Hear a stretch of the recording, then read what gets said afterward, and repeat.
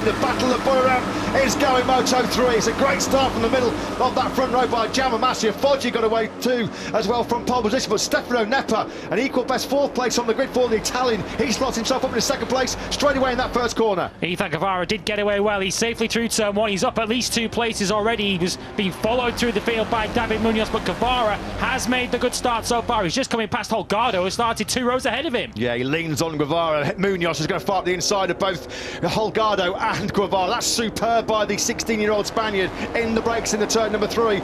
Sasaki's had a really strong second and third sector on this opening lap. He got Moreira, although Moreira's trying to fight back on the inside into turn 12. There's always a bit of late mayhem here in Moto3 at this tricky first gear final corner. In fact, there is drama further back. Was that Garcia? I think Sergio Garcia may well have gone down. He has. I just saw that yellow number 11 on the deck. Sergio Garcia. Now, this is another massive swing then in this 2022 Moto3 World Championship. We just said about the drama and chaos that can be caused in that tricky first gear braking zone. Adrian Fernandez and Sergio Garcia involved. Is that Garcia a vital, fatal blow in his World Championship hopes? He's out on the very first lap, trying to remount on that gas machine.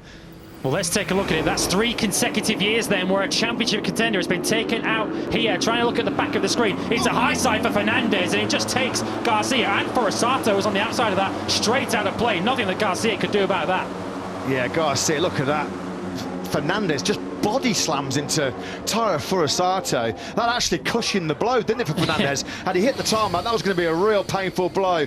But that could be the final blow for Sergio Garcia's fading championship hopes. Of course, it's now all on Ethan Guevara. He'll be getting a message surely very, very quickly that his teammate Sergio Garcia has gone down at the end of the very first lap here. High drama, as always, in the Grand Prix of Thailand. Sergio Garcia has remounted, but his only hope from here is either some attrition up ahead of him or a red flag. David Munoz, he's not the kind of rider you want up against you when you've got a championship to think about, but Giammatteo does not have that, of course, after a rotten couple of races and the crash last weekend. He's 99 points and effectively out of his own championship contention. I think that was Sergio Garcia just off the racetrack. He did get into trouble a couple of rounds ago, remember, when he was a lap down and he got involved with the riders up ahead. They need to make sure he stays out of the way this time. Garcia surely knows now and realises the harsh reality is he's slipping out of this championship contention, isn't he? He was already 45 points behind Ethan Guevara coming into this 22-lap battle of Podium, and that first lap disaster for Sergio Garcia. It could well be curtains for Garcia in terms of the World Championship this year. Danny Holgado, he was in that early lead group as well, wasn't he? He's outside the top 10 right now as Rossi goes up the inside of Sasaki and Munoz on the brakes. That's confidence in the extreme, isn't it? And then Munoz rubs shoulders, rubs hips with the crazy boy, and when it all comes out after that final corner, Foggia leads, and is it Munoz hanging on to second place? It is indeed on the 44 bike. And Sasaki was almost out of the seat there, coming out of the final corner. We've got a long lap penalty for Denis Unchu, had been given a track limits warning. He's just at the back of the picture battling with Guevara for 7th and 8th positions. Unchu will be coming through the long lap penalty in the next few laps. The long lap here is on the outside of turns 4 and 5. And it is a very long lap. It's one of the longest of the season we have there. Now then, this battle that's raging between Moreira, Sasaki, Munoz and Rossi, this is just giving Foggia, he doesn't know it, but a bit of daylight here at the front of this Grand Prix.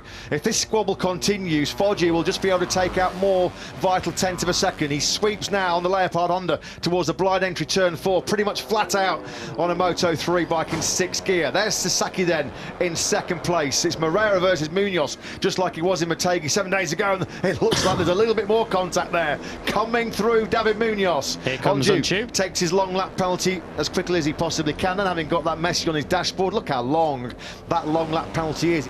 Unbelievable close action here between Munoz and Moreira. They fan out 3 abreast, Moreira, Munoz and Rossi into turn 12. Moreira has the inside line and he goes back up into 3rd place. No, Foggia's gone wide. Foggia's made a big mistake.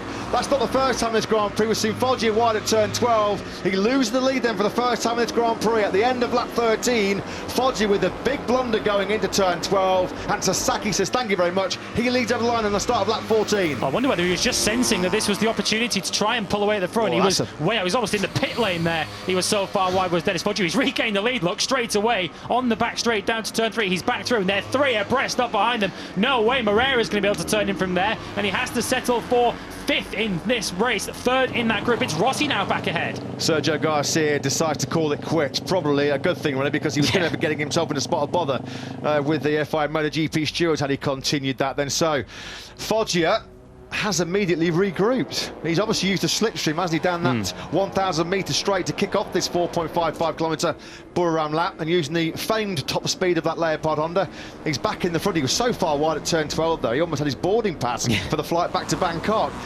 It's been a horror show for Sergio Garcia since we returned from the summer break. Today will be the third time in the last 6 Grand Prix he will fail to register points in a Grand Prix.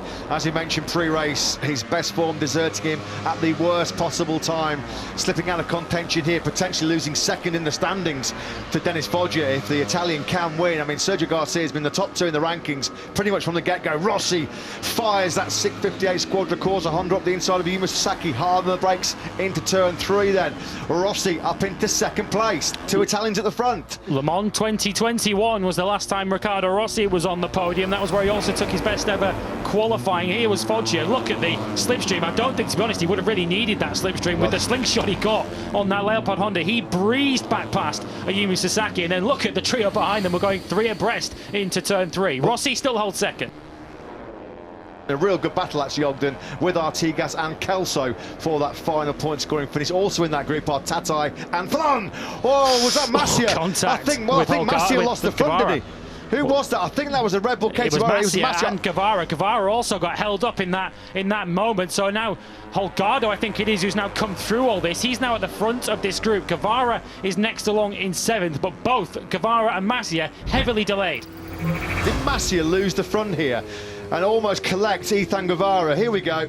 He did. Yeah, Guevara had to check. Whoa, that's the second big scare that Jaume Massi's on the front end of that KTM machine in this Grand Prix.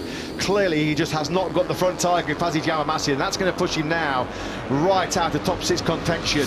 Mino, that's an ambitious lunge. He has made it work as well on the inside of Nepo and Holgado. So Mino will come over the line in 8th place. Here comes Sasaki on the inside of Rossi, and he's going to make that stick. He got brilliant edge grip, brilliant corner speed through turns 10 and 11 there for Sasaki. He knew how good Rossi has been in that turn number 12, and he just made sure that he carried the better momentum through 10 and 11 to set it up on the brakes.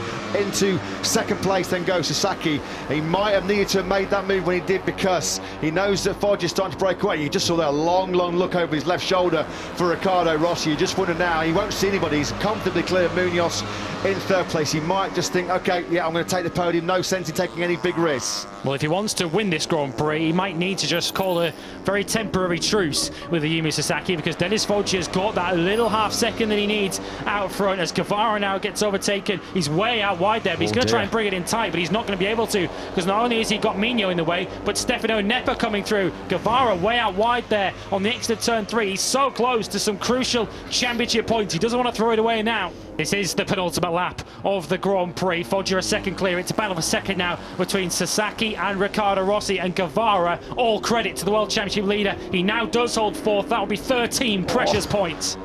Here comes Ethan Guevara, and this could be a really precious 13 points being taken by him. He did take the fast-fading Munoz on that previous lap. It's not a given, though, that he gets that 4th place, is it? Because ganging up behind him are Nepa, Munoz, Mino, Yamanaka, Moreira and Massia. Sasaki still holds off Riccardo Rossi. You think Rossi would take a 3rd place here? It will be his first podium of the year, and look at that, 3 abreast. Guevara's going to have to be desperately late on the brakes there to pull it in front of Nepa. Look how they fan out. He goes wide the second time in 3 laps. He's not going to be able to squeeze around the outside of there, especially with Munoz in the way. Look at that elbow to elbow, knee to knee, a big nudge there from David Munoz.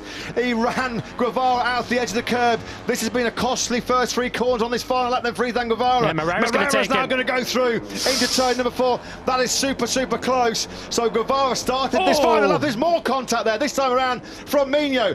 High risk this, isn't it, from Ethan Guevara on this last lap, when you think what's at stake, on course to take a big step towards the 2022 Moto3 World Championship. But Guevara at the moment, he is down in 7th place. Yep, 7th place. The battle for second continues to rage on. Riccardo Rossi will wait until this final corner. We have seen a couple of moves from him earlier in this Grand Prix into that hard braking zone of turn 12. Foggia is way clear, but Sasaki's going to have to defend into this final corner from Rossi. Foggia has been on a different level. There was a couple of mistakes, one of them being here into turn 12. Here comes Riccardo Rossi then, where he's been so good in this Grand Prix. He's in way too hot. He went all in, didn't he, for the podium? But it's phenomenal Foggia here in Buriram.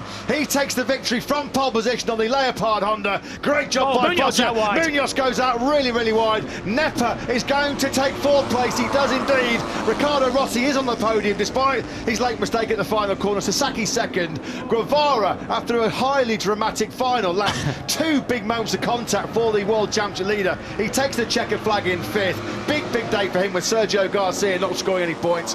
Mino takes 6 ahead of Moreira. Masia, Munoz and Yamanaka were your top 10. Points for Holgado, Kelso, Tatai, Artigas and Ogden. But what a job, what a weekend by this man, Dennis Foggia, keeping his world title hopes alive.